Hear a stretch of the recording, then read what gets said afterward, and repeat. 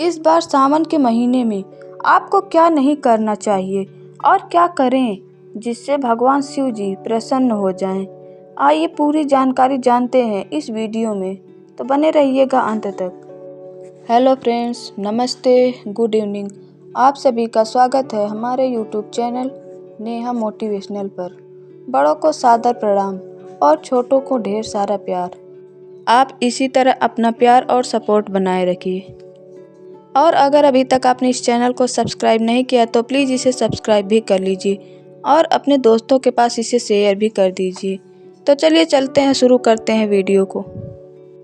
कहा जाता है कि भगवान भोलेनाथ जितनी जल्दी प्रसन्न हो जाते हैं उतने ही जल्दी क्रोधित भी होते हैं।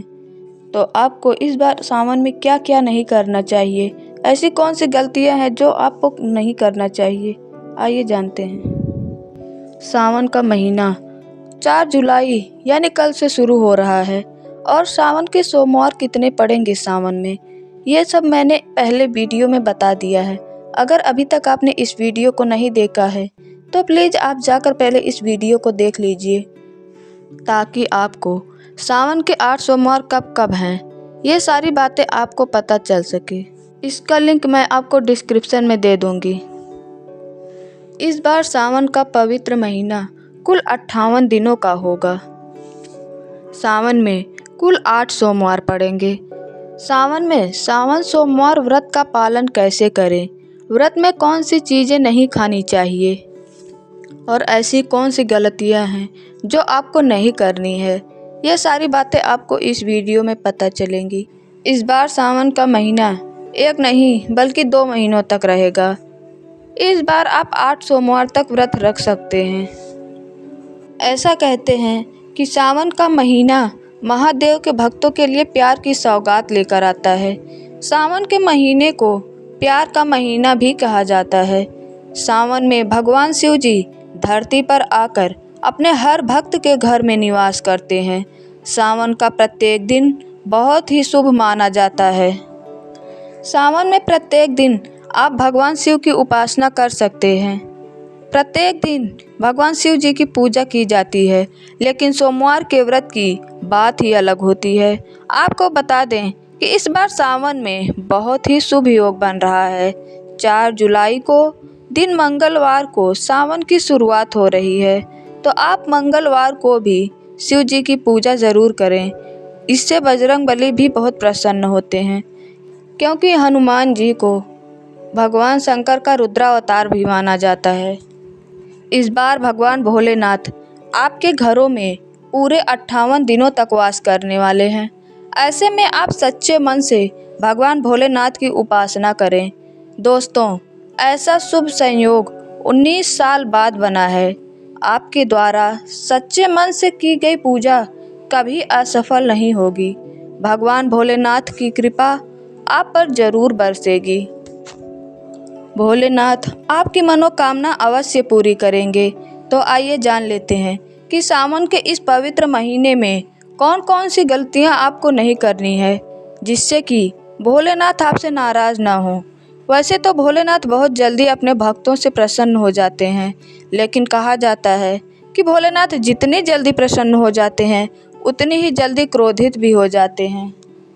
ऐसी कौन सी गलतियां हैं जो आपको इस बार सावन में नहीं करनी है। पहला, अगर आप सावन सोमवार का व्रत रखते हैं तो व्रत के दिन आप उधार मांगकर फल आदि नहीं खाएं। इससे आपका व्रत पूरा नहीं होता, आपका व्रत अधूरा रह जाता है। आप सावन सोमवार का व्रत करें या सोमवार का व्रत करें या फिर कोई और व्रत करें, आपको कभी भी व्रत में उधार मांगकर नहीं खाना चाहिए। व्रत के दिन ना तो आप झूठ बोलें और ना ही किसी से कर्ज आदि लें, ना तो किसी की चुगली करें।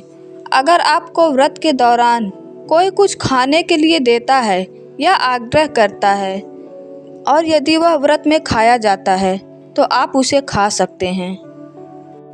काफ़ी लंबे समय से रखा हुआ सिंघाड़े का आटा या कुट्टू के आटे को भी नहीं खाना चाहिए, क्योंकि जब कुट्टू का आटा या सिंघाड़े का आटा ज़्यादा दिनों का रखा रहता है तो इसमें घुन या छोटे छोटे कीड़े पड़ जाते हैं, जो हमारी आँखों से दिखाई नहीं देते। अब बहुत सारे लोग यह कहते हैं कि हम इसे छलनी से चाल कर यूज करते हैं या धूप में डाल देते हैं, उसके बाद इसका यूज करते हैं। तो मैं आपको ये बता दूं कि धूप में रखने पर भी इसमें से ये कीड़े नहीं निकलते, क्योंकि ये बहुत छोटे होते हैं। और अगर आप छलनी से चालते हैं तो भी ये ज़रूरी नहीं कि सारे कीड़े निकल ही जाएं। और इस प्रकार के आटे का सेवन करने से आपका व्रत खंडित हो जाता है। आपको हमेशा व्रत में शुद्ध एवं ताज़ा आटा खाना चाहिए। सावन का महीना बहुत ही पवित्र माना जाता है। सावन में आप भगवान शंकर जी के पास ये चीज़ें कभी ना रखें। पहला, जहाँ शिवलिंग हो या भगवान शंकर जी की प्रतिमा रखी हो, वहाँ भूल कर भी जूते या चप्पल नहीं ले जाना चाहिए। मंदिर में हमेशा नंगे पाँव ही प्रवेश करें।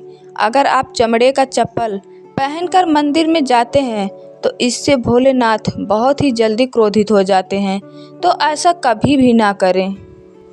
दूसरी बात, ऐसा माना जाता है कि जहाँ शिवलिंग होता है वहाँ सभी देवी देवता सक्रिय रहते हैं। वास्तुशास्त्र के अनुसार शिवलिंग से हमेशा ऊर्जा का संचार होता रहता है, इसलिए शिवलिंग पर हमेशा जल की धारा गिरनी चाहिए। कई लोग ऐसे होते हैं कि उनके घर में शिवलिंग तो होता है, लेकिन वे लोग कभी कभार ही शिवलिंग पर जल चढ़ाते हैं। यह बिल्कुल भी अच्छा नहीं होता। अगर आप शिवलिंग पर जल रोज़ नहीं चढ़ा सकते तो आपको घर में शिवलिंग स्थापित नहीं करनी चाहिए, क्योंकि यह अच्छा नहीं होता।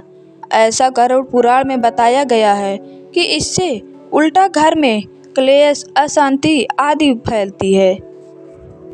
तीसरा, शिवलिंग पर भूल कर भी कभी भी तुलसी का पत्ता ना चढ़ाएं, क्योंकि शास्त्रों में तुलसी और शिव जी का बैर माना गया है।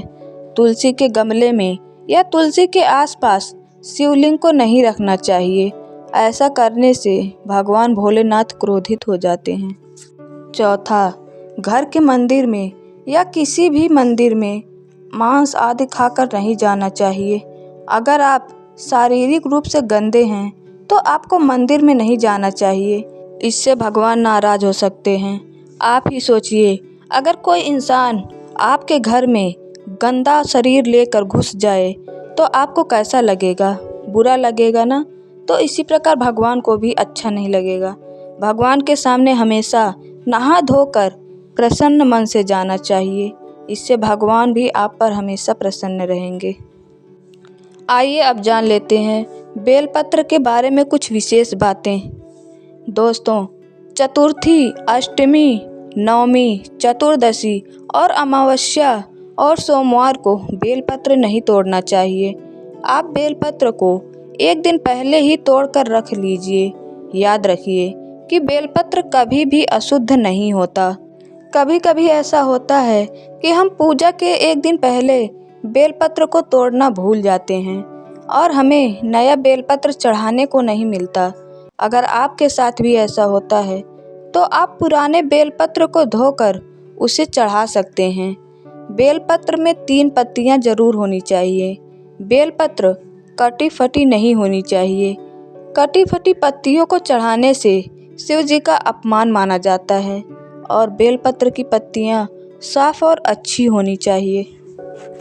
दोस्तों, सावन के इस पावन अवसर पर जिसको भी ये 5 संकेत मिल जाए तो ये समझ लीजिए कि भोलेनाथ आपसे बहुत प्रसन्न हैं और आप पर उनकी कृपा है। तो चलिए जान लेते हैं कि ये कौन कौन सी 5 संकेत हैं। पहला, बैल का आपके घर के बाहर आना। आप जानते हैं कि नंदी बैल भगवान भोलेनाथ जी के वाहन हैं और नंदी जी को भोलेनाथ का द्वारपाल भी कहा जाता है। नंदी को बुद्धि और ज्ञान का प्रतीक माना जाता है। ऐसा माना जाता है कि शिव जी की पूजा करने से पहले हमें नंदी भगवान की पूजा करनी चाहिए, तभी भोलेनाथ प्रसन्न होते हैं। ऐसे में अगर नंदी महाराज आपके घर के सामने आ जाएं और आपके घर की चौखट पर सिर मारने लगें तो समझ लीजिए कि भगवान भोलेनाथ आपके घर आने वाले हैं।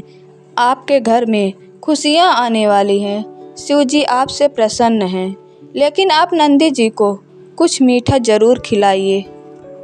दूसरा, सावन के पवित्र महीने में अगर आपके सपने में शिवलिंग दिखाई दे या भगवान शंकर जी दिखाई दें तो आपके जीवन से परेशानियों का अंत शीघ्र ही होने वाला है।